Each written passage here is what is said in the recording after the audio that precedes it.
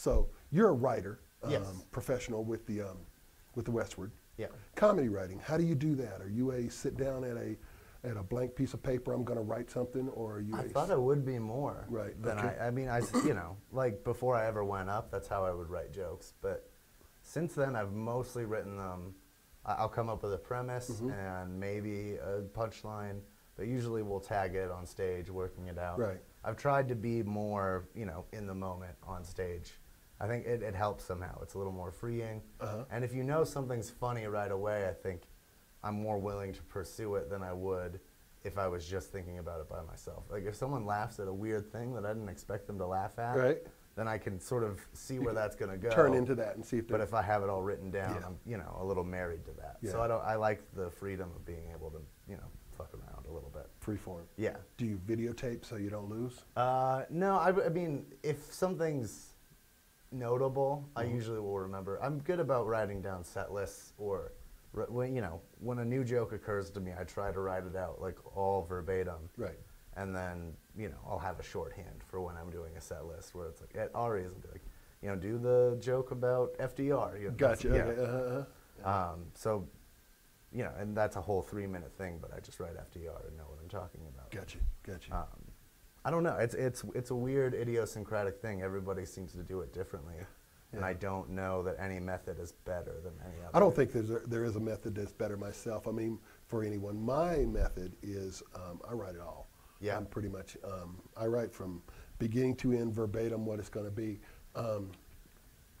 and generally, if you see my show and you see my notes that I've written before that, not before the show, but if you see my notes about the jokes that I'm doing, you're going to be able to read a transcript of what's happening. You can put it up there, and it's like that.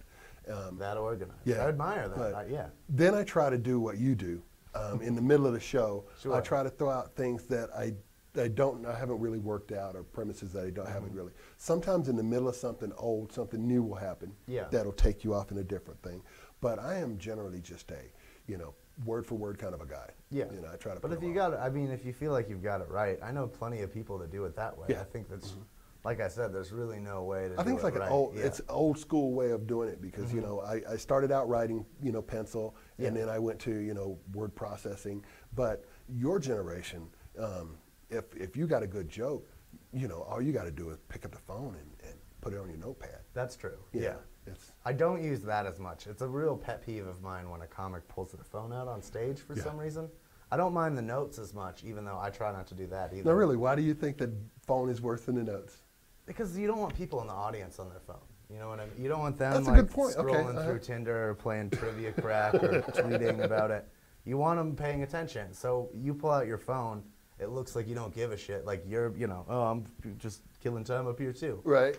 Even though it's not, I get that they're looking through their notes, and it's also not a very an efficient way of storing information and getting it back Getting on it back stage. quickly on stage. Yeah, they're scrolling through it, and it's, I don't know, I just think they're wasting stage time. Okay. When someone does that on a show or at Comedy Works, you know, Yeah. when you get like, they give you 2 to 3 minutes, dude. Like, why are you going to spend any of it looking at your phone? I'm not a big fan of, you know, some comics. That's sort of an old use school that. thing, but Yeah.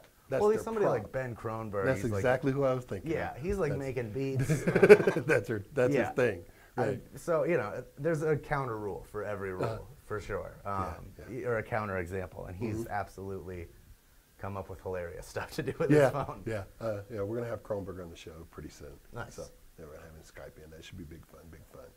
All right, so let's say you're between the first show at the Squire, you go up and there's nothing, and you start this process. You're in Denver, Colorado. You start hitting mic after mic after mic after mic. Where do you think you started noticing some growth? I mean, how far in? I think like, you know, I don't know. At any point, I didn't feel like I was terrible at any point. That's always a good thing. Had a lot to work on, but I also felt like I had some genuinely funny things to say from the beginning, which I think helped. But you know, I'd say that I hit my stride probably like 1.5 years in, maybe longer. All right. I'd probably like 1.5 years where I had come up with maybe 20 minutes of good jokes by that point. Well, I only ever feel like I have 20 minutes. I usually will crowd out the old, weaker stuff from that same 20 minutes. Now, if someone came to you and said, do every joke you can. Sure. The opener didn't show up, the headliner died. Yeah. You know, you're the show tonight. How much time could you do? And no improving. How much time do you think you could do 3 years in? 3 years in? I think I could do 45, but it would be a very flabby 45. Okay, you know? hit and miss kind of a... Exactly.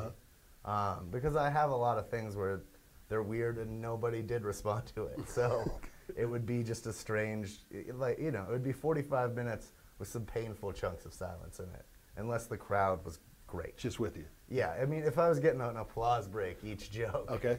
then I could easily do 45 because, it's amazing how much time that takes up to let people really laugh. Enjoy themselves. Yeah. So yeah, I think I could do 45 minutes, but it would be a struggle, and I don't know. It wouldn't be pretty for anybody, probably. Tell me about your best set. I don't know. It's hard to say. I've never walked away feeling like I nailed it. Perfect. Really? I feel like I've done well. Okay. But usually it's more of a feeling like I've gotten away with something. Pulled another fast one on Graham. We're good. There's been some that have stood out from. I did a show on a riverboat in Knoxville. Okay. Which was probably one of my favorite shows I've ever done. Oh yeah. It wasn't ideal by any means. Like you could hear the engine churning outside. Yeah. And the crowd was real drunk. It was a booze cruise.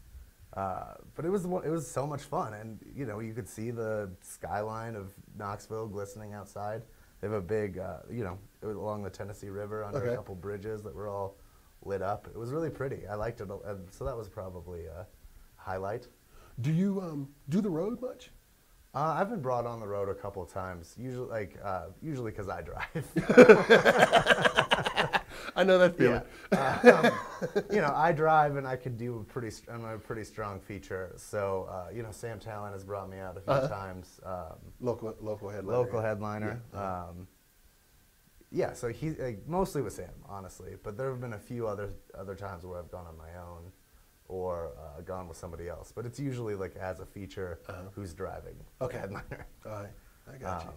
I like doing it though. I've been to cities that I never would have gone to otherwise. Yeah. I've been to 6 cities in Alabama. I'd never been to Alabama at all before I started doing comedy. Do you get out and do stuff? Because I did the road for damn near 20 years, but I always tell people, I've been everywhere, I've seen nothing. Oh, yeah. I try to. I mean, it depends on when you drive into town and sometimes you've got like an hour or two before the show. Yeah. You're just going to go somewhere to decompress. But we tried to go to parks. We didn't have a lot of money, so we couldn't go to a ton of museums. We usually weren't staying at hotels. Right. So for the most part, we would kind of be at the mercy of whoever house we were at a guest at. But for the most part, we tried to do stuff when we could. I did when I was in New Orleans, for example. Okay. We stayed there a couple of days, and we had most of the days for free. So yeah, I got on a boat. I got went to go see the cemeteries and the sculpture gardens. Nice. I think it makes it worth it. You really got to. It is the one thing that makes it worth it because you really are. You travel more than anybody, almost anybody. So you need to take advantage of that because that might be what your career is. Sure. That might be everything in your career is And you have to find out whether or not you like that or if you have the constant. So did you not like it that much after a while? Or? I tell you the truth, man. I always tell people that comedy on the road is some of the greatest moments you're ever going to have in your entire life, followed 30 minutes later by an empty hotel room. Yeah. You know what I mean? Yep. That's the gig. Sure. And people ask me like, why do comics do drugs? Why do comics drink? I mean, because a lot of it is you got that adrenaline, you're sitting in the room by yourself, you got nobody to tell you to talk to, and you got to get up in the morning and drive another 6 hours. Yeah. What do you do? Oh, I got to go to bed right now. I got to drink that down. Yeah. I got to drink that or smoke that or pop that. But I got to do something to come off of that. Yeah. And it's not really like a conscious decision, but that's the cycle over and over and over again, as far as like, because it's an amazing thing to be on stage and entertain a couple hundred, 300,000 people, or 300 to 1,000 people, and that feeling that you get is just incredible. Oh yeah, just incredible. You know it. You know yeah, sure. That feeling when you're killing Not it. that many, well, but you know that you know that feeling when you're coming off stage. You know you've done well. Yeah, they laugh and everything. Everybody you pass is going, hey, great job. Yeah, great a job. bunch of high fives, yeah. You know, and it's amazing. You feel good. You're pumped. You're great. And then all those people leave with their dates. Yep. You know. Yep. And there you are with a room full of waitresses who are cleaning up, who ain't got time to talk to you. Oh, sure. And yeah, they've all been, they've made that mistake once or twice. Exactly. You're not the first comic. We're all a couple scoundrels. Yeah. So